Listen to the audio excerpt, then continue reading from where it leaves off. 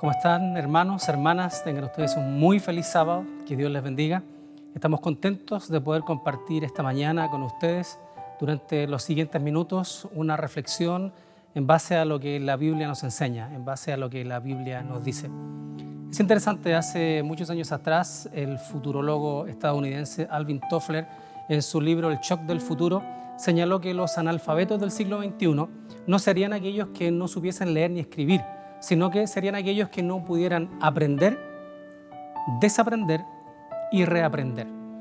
Y me pareció muy interesante porque eso nos deja varios desafíos. Entre el desafío seguramente, o entre los desafíos más importantes, puede estar el cuál va a ser la fuente de ese aprendizaje. Y en base a eso, tal vez el segundo desafío que tenga que ver con esta cita, que más adelante vamos a ver también, que se parece mucho a otra cita que vamos a señalar casi al final de este tema.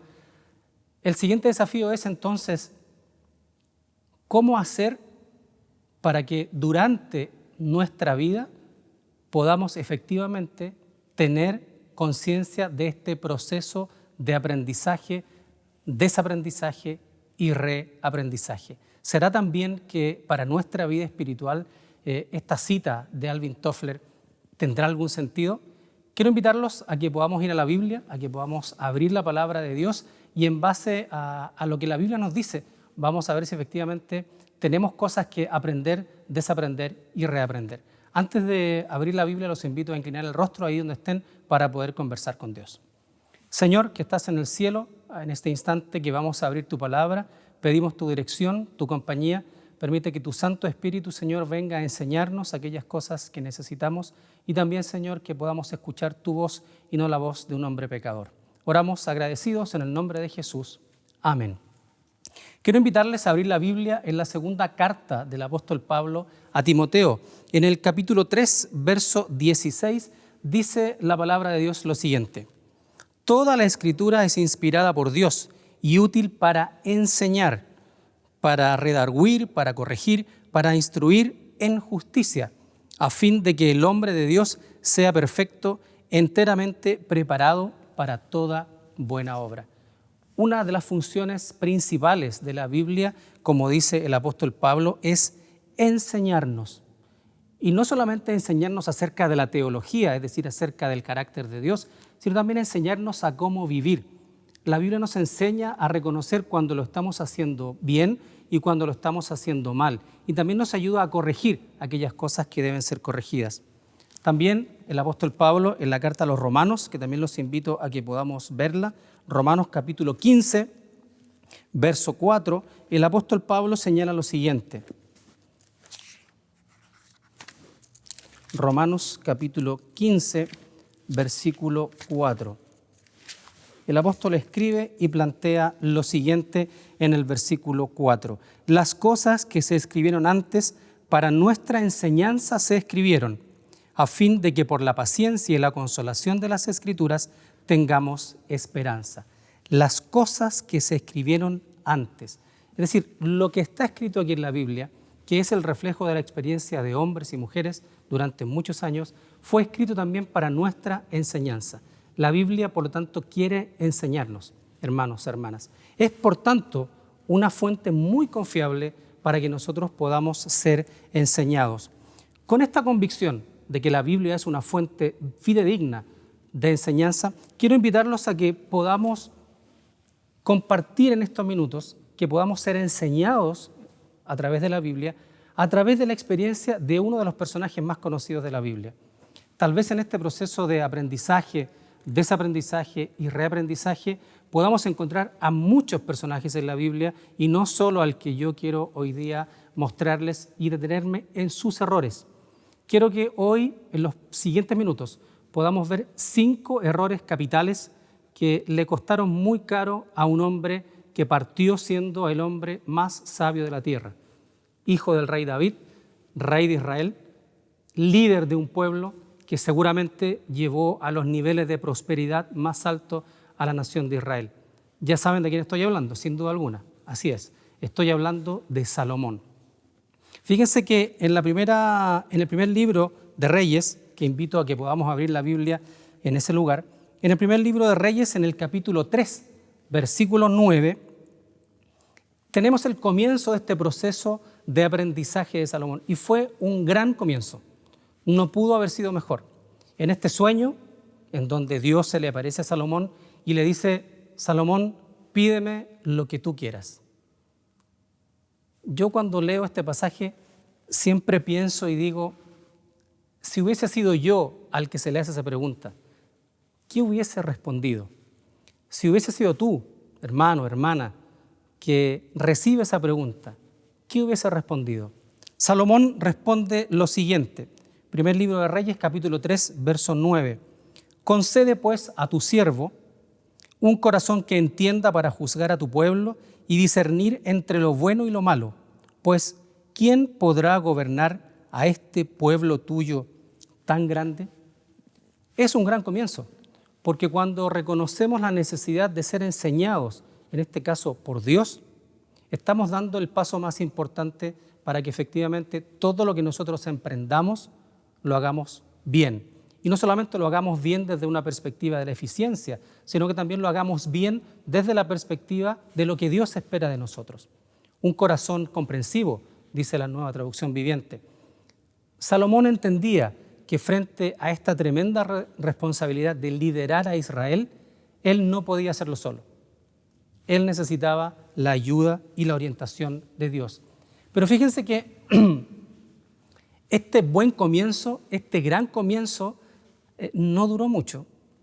Yo me extrañé mientras preparaba el tema cuando miro el relato paralelo en el segundo libro de Crónicas, que después de que el Señor se aparece a Salomón en visión, Salomón le pide sabiduría, inmediatamente en Crónicas los versos siguientes muestran la abundancia y la riqueza de Salomón, que es un presagio de lo que podría pasar.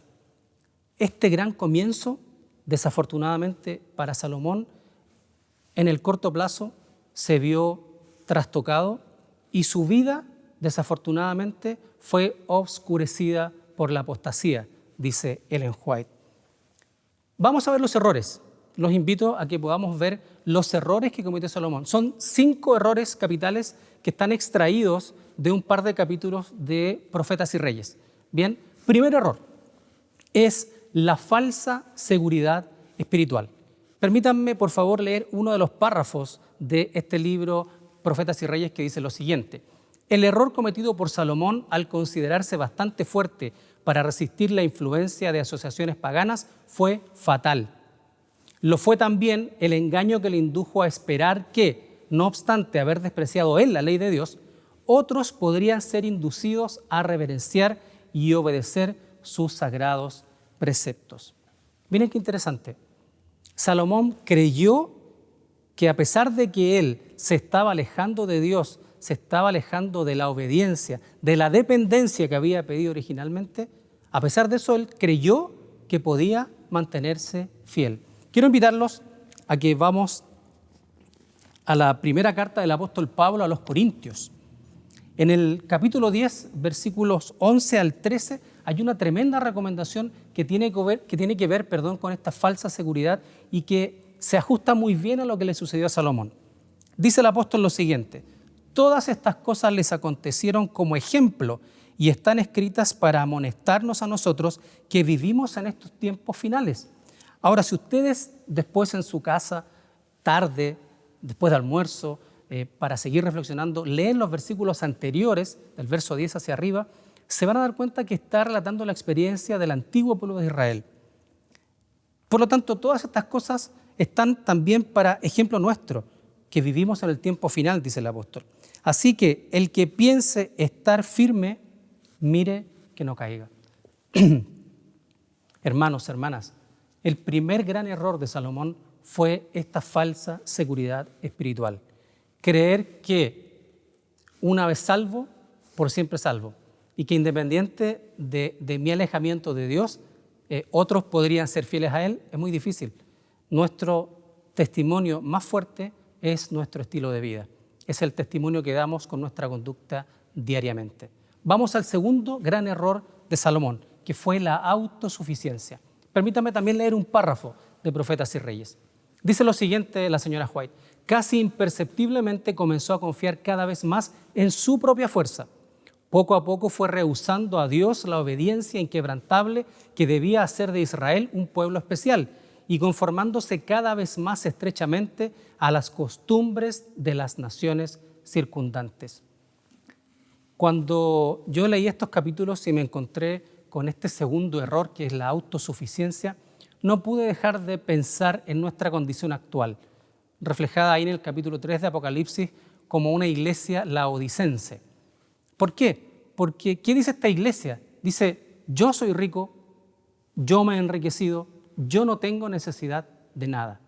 Total y completa autosuficiencia. He ahí el segundo peligro y el segundo error que cometió Salomón. Lo que me llama la atención hasta este momento de estos dos primeros errores y que también me llama la atención de los próximos tres es la peligrosa actualidad que tienen los errores que cometió Salomón. No importa la edad, no importa el tiempo, no importa los años de adventismo que tengamos, los años de cristianismo que tengamos, siempre estamos corriendo ese riesgo de, primero, creernos falsamente seguros y segundo, de la autosuficiencia, de creer que yo soy más importante que Dios. Y eso no es así. La Biblia nos enseña que lo más importante, como lo hizo Salomón al comienzo, es reconocer la soberanía de Dios y reconocer que el plan de Dios es lo mejor para nuestra vida. Vamos con el tercer error capital, que es el orgullo. Leo también en Patriarcas y Profetas. Este, se refiere a Salomón, cedió a la tentación de atribuirse a sí mismo la gloria que solo le pertenece a Dios. Esto creo que a todos nos hace pensar y nos lleva al libro de Isaías, queridos hermanos y queridas hermanas, al capítulo 14, porque en el verso 13 y 14 vemos también a un personaje que se llenó de orgullo. Dice Isaías lo siguiente: tú que decías en tu corazón, subiré al cielo, en lo alto, junto a las estrellas de Dios, levantaré mi trono y en el monte del testimonio me sentaré, en los extremos del norte. Sobre las alturas de las nubes subiré y seré semejante al Altísimo. Vaya orgullo, aquel que me lleve a creer que puedo llegar a las alturas que a solo Dios le corresponden. Si bien es cierto, esta es una profecía que está dada al rey de Babilonia, por extensión entendemos también que se aplica a Luzbel, a Lucifer. El orgullo fue el tercer gran error de Salomón. El cuarto error, la codicia. Entre las causas primarias que indujeron a Salomón a practicar el despilfarro y la opresión, se destacaba el hecho de que no conservó ni fomentó el espíritu de abnegación. Yo les invito a que ustedes puedan leer este par de capítulos que hablan de Salomón en Profetas y Reyes. Y este error que aparece, que es la codicia, está estrechamente relacionado con el tiempo en que Salomón empezó a construir el templo. Este templo que fue conocido como una muestra tal vez, ¿cierto?, de estos errores, de esta autosuficiencia, del orgullo, como el templo de Salomón, ni siquiera como el templo de Dios, ni siquiera como el templo de Jehová. Hasta el día de hoy se conoce como el templo de Salomón. Vaya contradicción, ¿no? Este hombre que quería construir un templo para Dios terminó construyendo al parecer algo que lo reconocía a él como el artífice principal. Quiero invitarlos ahora a que podamos abrir la Biblia en el Evangelio de Lucas. En el capítulo 12, versículo 15, el Señor Jesús, el Maestro por excelencia, nos dice lo siguiente: mirad, dice el verso 15, guardaos de toda avaricia, porque la vida del hombre no consiste en la abundancia de los bienes que posee. Hermanos, hermanas, lo más importante de nuestra vida no es lo que tenemos, es lo que somos. Si me permiten, es lo que creemos. Nos hemos convertido más bien en tenedores humanos que en seres humanos. Y en este último tiempo lo hemos visto a pesar de la pandemia. Es paradójico. Yo tuve la oportunidad de salir hace un par de semanas a buscar una encomienda al centro de Chillán y me di cuenta la tremenda fila que había en una tienda comercial justo un par de días después a que el depósito de los fondos de pensiones se había hecho en las cuentas de las personas. Fue sintomático. Parecía que la gente estaba esperando tener esta liquidez, estos fondos, para salir a gastarlos. Pero lo más importante no es, como dice el Señor Jesús, los bienes. Nuestra vida no está determinada por lo que tenemos. Nuestra vida debiese estar determinada por lo que somos, por lo que creemos, por quién creemos. Este fue el cuarto error capital de Salomón. Y el último error en esta estrepitosa caída de Salomón que lo llevó de ser el hombre más sabio del mundo a convertirse en un corrupto. ¿Y por qué? Porque el quinto error tiene que ver con la corrupción religiosa.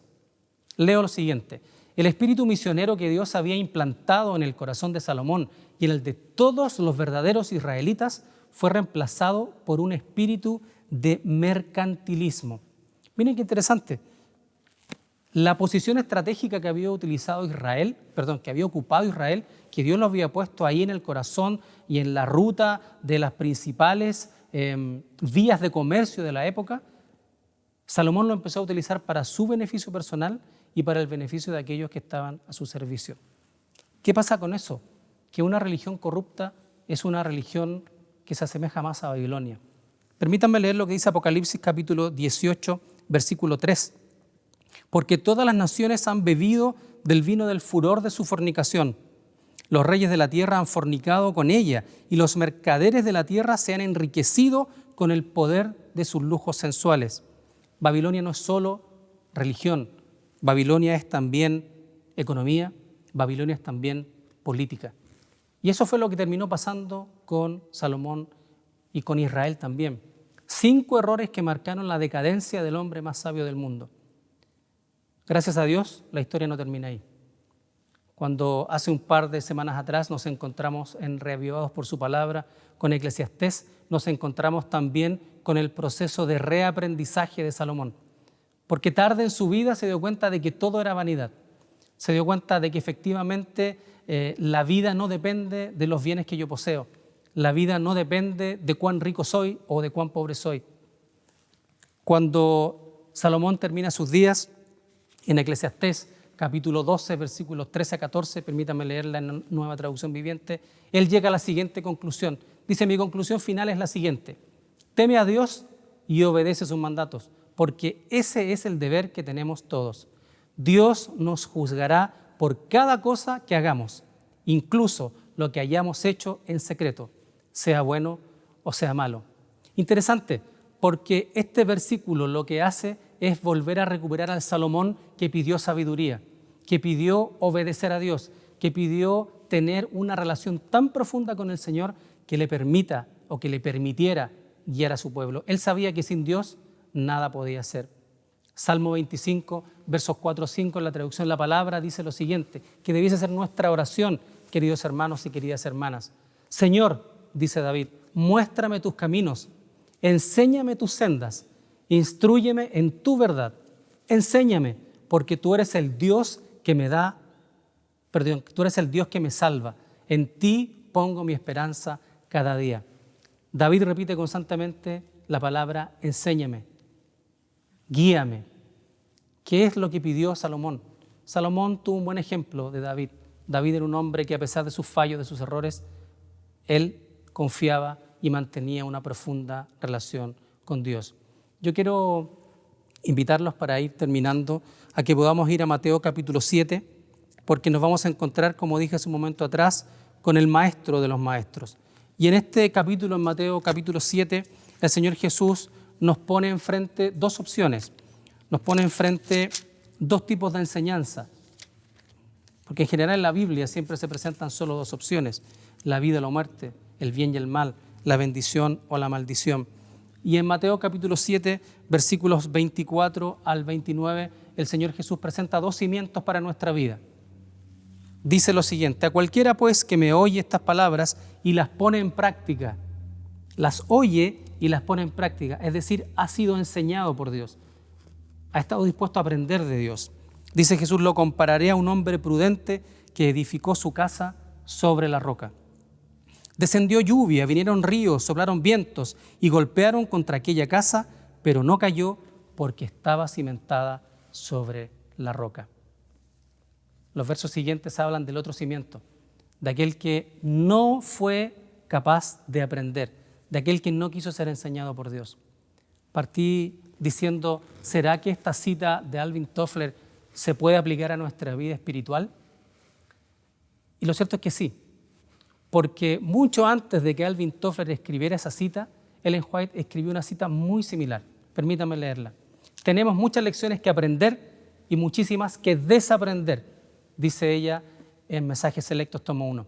Mientras nos aferremos a nuestras propias ideas u opiniones con persistencia determinada, no podremos tener la unidad por la cual oró Cristo. Hermanos, hermanas, los errores de Salomón están puestos en la Biblia para nuestro aprendizaje, para nuestro desaprendizaje y también para nuestro reaprendizaje. Que Dios nos ayude, porque en este libro maravilloso que es la Biblia encontramos la fuente principal para que en este proceso tripartito de aprender, desaprender y reaprender podamos ser enseñados por Dios, podamos ser instruidos por Él. Y tal como decía David, Señor, enséñame, Señor, enséñanos para que nuestra vida pueda ser una vida conforme a tu voluntad. Ese es mi deseo, esa es mi oración en este hermoso sábado. Que el Señor les bendiga. Grande Señor es tu misericordia, nunca termina ni cambia jamás.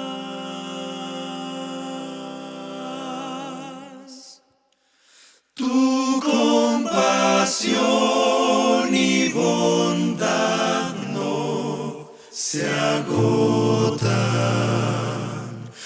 por siempre tú serás mi eterno Rey. Tú eres fiel, Señor, eternamente fiel. Cada mañana renuevas tu amor. Nada me falta, pues todo provees. Grande Señor es tu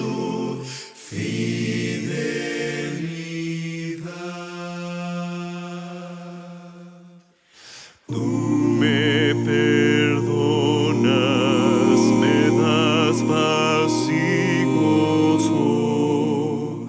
Con tu presencia me guías aquí.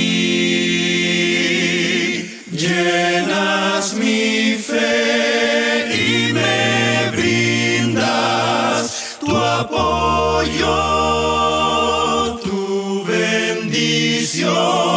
Hoy te pido en mí. Tú eres fiel, Señor.